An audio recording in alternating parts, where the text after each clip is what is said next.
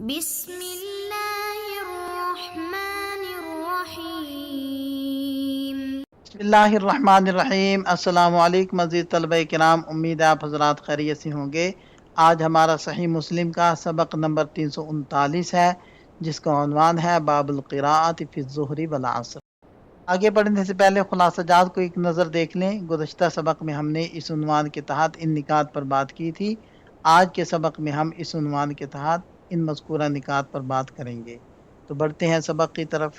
ابھی قال وحدثنا محمد بن مسنى العنزي قال حدثنا ابن ابي عدي عن الحجاج عن الصوافة عن يحيى وهو ابن ابي كثير عن عبد الله بن ابي قتادة وابي سلمى عن ابي قتادة قال كان رسول الله صلى الله عليه وسلم يصلي بنا فيقرأ في الظهر والعصر في الركعتين الاوليين بفاتحة الكتاب وسورتين ويسمعنا الآية احيانا وكان يطول الركعة الاولى من الظهر ويقصر الثانية وكذلك في الصبح۔ حضرت ابو قتادہ رضی اللہ عنہ فرماتے ہیں کہ نبی پاک صلی اللہ علیہ وسلم ہمیں نماز پڑھایا کرتے تھے تو ظہر و عصر کی پہلی 2 رکعتوں میں سورہ فاتحہ اور کوئی سی صورتیں پڑھا کرتے تھے، اور کبھی کبھی ایک آدھ آیت ہمیں سنا دیا کرتے تھے، اور آپ علیہ السلام ظہر کی پہلی رکعت کو دوسری کی بنسبت لمبا کرتے جبکہ دوسری کو چھوٹا کرتے تھے۔ اسی طرح فجر کی نماز میں کیا کرتے تھے۔ اس اسناد کے رجال 7 ہیں۔ پہلے ہیں محمد ابن مسنہ العنزی، دوسرے ہیں ابن ابی عدی جن کا نام ہے محمد بن ابراہیم، تیسرے ہیں الحجاج الصواف، چوتھے ہیں یحییٰ بن ابی کثیر الطائی، اور 5ویں ہیں عبداللہ ابن ابی قتادہ الانصاری المدنی ثقۃ، چھٹے ہیں ابو سلمہ بن عبد الرحمن بن عوف الزہری، اور 7ویں نمبر پر ہیں حضرت ابو قتادہ الانصاری الحارث، اور بعض کہتے ہیں کہ ان کا نام عمرو تھا، ابو النعمان بن ربیعی بن بلدمہ السلمی المدنی، مشہور صحابی ہیں، بدر میں شریک ہوئے اور 54 ہجری کے اندر ان کی وفات ہوئی۔ یہاں اس اسناد کے لطائف کو ذکر کیا جا رہا ہے۔ یہ سداسیات میں سے ہے، اس کے رجال 6 کے رجال ہیں، اور اس کا نصف اول بصری راویوں کے تسلسل پر مشتمل ہے اور نصف ثانی مدنی راویوں کے تسلسل پر، اور اس میں تابعی 2 تابعین سے روایت کر رہے ہیں، اور اس میں صحابی راوی حضرت ابو قتادہ رضی اللہ عنہ ہیں، اور یہ مشہور صحابہ کرام میں سے ہیں۔ حدیث پاک میں ایک لفظ آیا ہے احیاناً۔ شارحین فرماتے ہیں کہ یہاں احیاناً یعنی کبھی کبھار سے مراد یہ نہیں کہ ایسا بہت ہی شاذ و نادر ہوتا تھا، بلکہ حافظ ابن حجر عسقلانی رحمہ اللہ کے بقول اس لفظ کا استعمال اس بات کی دلیل ہے کہ آپ علیہ السلام کا یہ عمل یعنی پہلی رکعت کو لمبا کرنا اکثر اوقات معمول کا حصہ رہا ہے، اور یہ عمل بار بار دہرایا جاتا تھا۔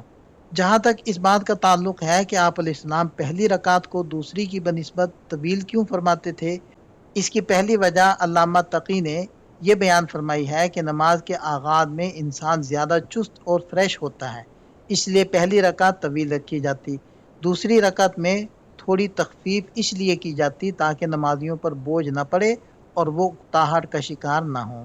عبد الرزاق اور ابو داؤد اور ابن خزیمہ کی روایات سے یہ واضح ہوتا ہے کہ پہلی رکعت کو لمبا کرنے کا ایک بڑا مقصد یہ بھی تھا کہ جو لوگ دیر سے آ رہے ہیں انہیں زیادہ سے زیادہ وقت مل جائے اور وہ پہلی رکعت میں شامل ہو سکیں۔ گویا آپ علیہ السلام کا یہ عمل امت کی سہولت اور زیادہ سے زیادہ لوگوں کو فضیلت دلوانے کے لیے تھا۔ امام عطا رحمۃ اللہ علیہ فرماتے ہیں کہ میں اس بات کو پسند کرتا ہوں کہ امام ہر نماز کی پہلی رکعت کو طویل کرے تاکہ زیادہ سے زیادہ لوگ جماعت میں شامل ہو سکیں۔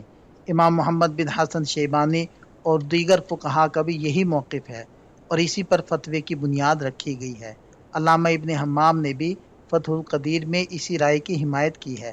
البتہ امام ابو حنیفہ رحمہ اللہ کے نزدیک یہ خصوصیت صرف فجر کی نماز کے لیے ہے کہ اس کی پہلی رکعت دوسری سے لمبی ہو، لیکن اس باب کی احادیث عمومی طور پر امام محمد رحمہ اللہ کے موقف کی تائید کرتی ہیں کہ یہ ہر نماز میں کیا جا سکتا ہے۔ حافظ ابن حجر رحمہ اللہ نے 2 طرح کی روایات میں تطبیق دیتے ہوئے واضح کیا ہے کہ جہاں حدیث میں پہلی 2 رکعتوں کو لمبا کرنے کا ذکر ہے وہاں مراد یہ ہے کہ وہ آخری 2 رکعتوں کے مقابلے میں لمبی ہوں، نہ کہ وہ آپس میں بالکل برابر ہوں۔ دوسری طرف بعض علماء کا خیال ہے کہ پہلی اور دوسری رکعت قرات کے لحاظ سے برابر ہونی چاہیے۔ ان کے نزدیک پہلی رکعت جو تھوڑی طویل محسوس ہوتی ہے وہ دراصل ثنا اور تعوذ کی وجہ سے ہوتی ہے، نہ کہ زیادہ قرات کی وجہ سے۔ اس موقف کی تائید میں حضرت ابو سعید خدری رضی اللہ عنہ کی روایت پیش کی جاتی ہے کہ جس کے مطابق صحابہ کرام نے اندازہ لگایا تھا کہ آپ علیہ السلام ظہر کی پہلی دونوں رکعتوں میں تقریباً 30 آیات تلاوت فرماتے تھے۔ امام ابن حبان نے ایک منفرد نقطہ پیش کیا ہے کہ ہو سکتا ہے کہ دونوں رکعتوں میں آیات کی تعداد برابر ہی ہو، لیکن آپ علیہ السلام پہلی رکعت میں ترتیل کا زیادہ اہتمام فرماتے ہوں، جس سے وہ دوسری کی بنسبت طویل ہو جاتی تھی۔ حضرت حفصہ کی روایت بھی اس کی تائید کرتی ہے کہ آپ علیہ السلام سورت کو اس قدر ترتیل سے پڑھتے کہ وہ اپنی اصل طوالت سے بھی زیادہ لمبی محسوس ہونے لگتی تھی۔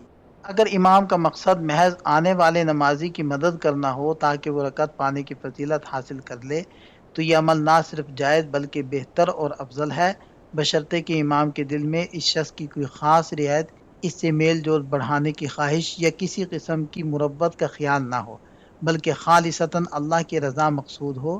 المعراج میں جامع اصغر کے حوالے سے لکھا ہے کہ ایسی صورت میں امام کو ثواب ملے گا، کیونکہ یہ قرآن کریم کے اس حکم کہ نیکی اور تقوی کے کاموں میں ایک دوسرے کی مدد کرو اس کے زمرے میں آتا ہے۔ اس کے برعکس تاتار خانیہ اور المنتقا کے حوالے سے یہ وضاحت کی گئی ہے کہ اگر مؤذن اذان میں تاخیر کرے یا امام قرات کو اتنا لمبا کر دے کہ مقتدیوں پر بوجھ بننے لگے، اور اس کا مقصد صرف کسی صاحب حیثیت یا دنیا دار شخص کا انتظار کرنا ہو، تو ایسا کرنا حرام ہے۔ گویا اگر یہ عمل لوگوں کو مشقت میں ڈالنے اور کسی خاص دنیاوی شخصیت کی خوشنودی کے لیے ہو تو یہ شرعی طور پر ناپسندیدہ ہے۔ نبی پاک صلی اللہ علیہ وسلم کی نماز کا مطالعہ کرنے سے ہمیں تعلیم و تربیت کے دو اہم پہلو ملتے ہیں۔ پہلا یہ کہ سری نمازوں میں کبھی کبھار آواز بلند کرنا جائز ہے تاکہ مقتدیوں کو تلاوت کے درست طریقے اور صورتوں کا علم ہو سکے۔ دوسرا اہم نقطہ پہلی رکعت کو طویل کرنا ہے، جس میں جمہور فقہا کے نزدیک تمام نمازوں میں طوالت مستحب ہے تاکہ زیادہ سے زیادہ لوگ جماعت میں شامل ہو سکیں، جبکہ امام ابو حنیفہ رحمہ اللہ اسے خاص طور پر فجر کے لیے اہم قرار دیتے ہیں۔ خلاصہ یہ کہ امت کی سہولت اور سنت کی پیروی میں پہلی رکعت کو دوسری سے تھوڑا طویل رکھنا ہی فتوے کے لحاظ سے زیادہ بہتر اور مستحسن عمل ہے۔ اس اختلاف کو اچھے طریقے سے سمجھنے کے لیے ایک نقشے کی شکل میں دکھایا گیا ہے۔ یہ حدیث متفق علیہ ہے اور دیگر ائمہ حدیث نے بھی اپنی اپنی کتابوں کے اندر اس حدیث کو ذکر کیا ہے۔ یہاں سے اس حدیث کے فوائد کو ذکر کیا جا رہا ہے۔ اس حدیث سے واضح طور پر یہ ثابت ہوتا ہے کہ ظہر اور عصر جیسی سری نمازوں میں بھی تلاوت قرآن کرنا مسنون اور مشروع ہے۔ دوسرا فائدہ یہ معلوم ہوا کہ دوسری رکعت کے مقابلے میں پہلی رکعت کو تھوڑا طویل کرنا مستحب ہے، جیسا کہ نبی پاک صلی اللہ علیہ وسلم کے عمل سے ظاہر ہے۔ اس سے یہ دلیل بھی ملتی ہے کہ اگر سری نماز میں کبھی کبھار کوئی آیت بلند آواز سے پڑھ لی جائے تو یہ جائز ہے اور اس پر سجدہ سہو لازم نہیں آتا۔ بعض فقہا کے نزدیک وجوب اخفاء کی صورت میں سجدہ سہو کا قول ملتا ہے، مگر یہ حدیث ان کے خلاف دلیل بنتی ہے، چاہے آپ صلی اللہ علیہ وسلم نے یہ عمل جان بوجھ کر جواز بتانے کے لیے کیا ہو یا تلاوت میں مکمل استغراق اور ڈوب جانے کی وجہ سے غیر ارادی طور پر ہوا ہو۔ دونوں صورتوں میں یہ عمل جائز قرار پائے گا۔ علامہ ابن دقیق العید رحمہ اللہ ایک نہایت لطیف نقطہ بیان کرتے ہیں کہ اس حدیث سے یہ اصول بھی ملتا ہے کہ خبروں اور معاملات میں ظاہر حال پر بھروسہ کیا جا سکتا ہے اور 100% یقینی علم کا انتظار کرنا ضروری نہیں، کیونکہ صحابہ کرام کو سری نماز میں مکمل صورت کا علم صرف چند بلند آواز کلمات سن کر ہوا تھا۔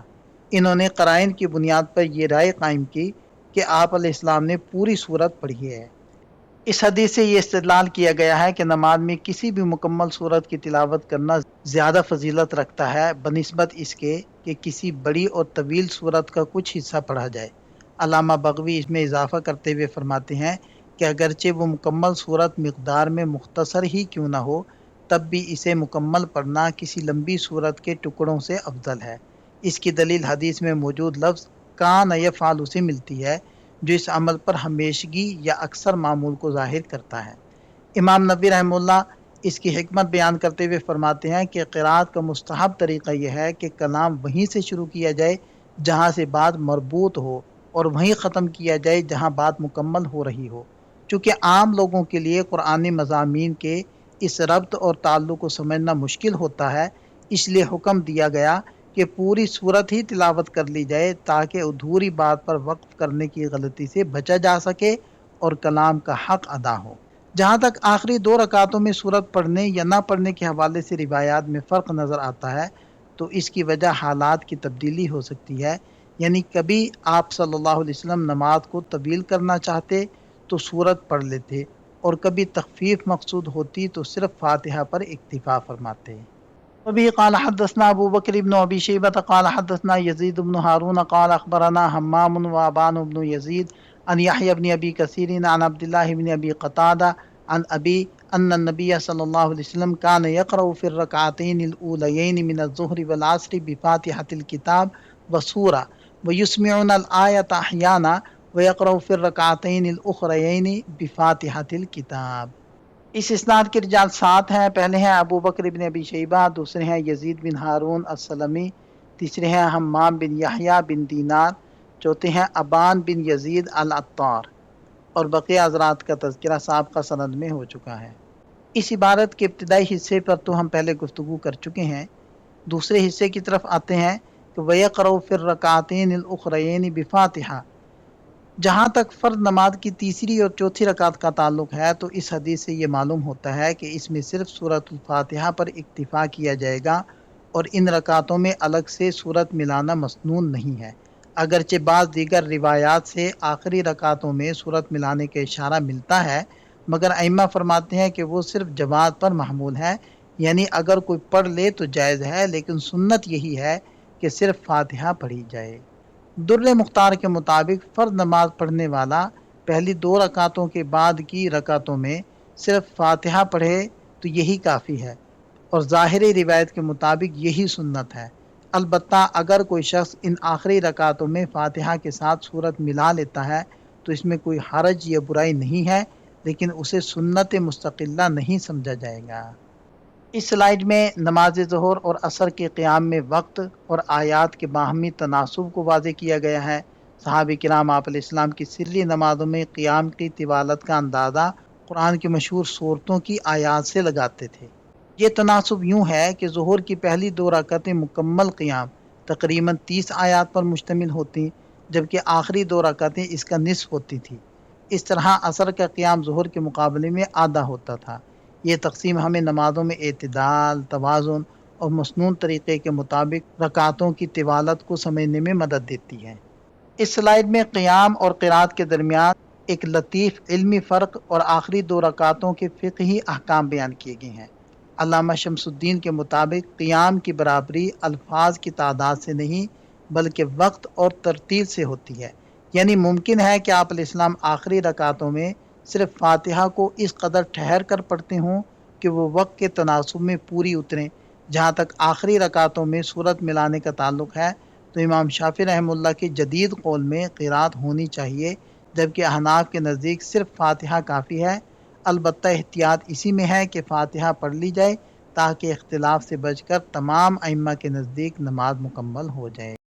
یہاں بھی قرات کے ایک تناسب کو ذکر کیا گیا ہے۔ یہاں ہمارا سبق مکمل ہو جاتا ہے۔ ایک نظر خلاصے کو دیکھ لیں۔ اس باب کی دیگر احادیث کو ہم اگلے سبق کا حصہ بناتے ہیں، تو ملتے ہیں نئے سبق کے ساتھ۔ اللہ تعالیٰ ہم سب کا حامی و ناصر ہو۔ دعا میں یاد رکھیے گا۔ السلام علیکم۔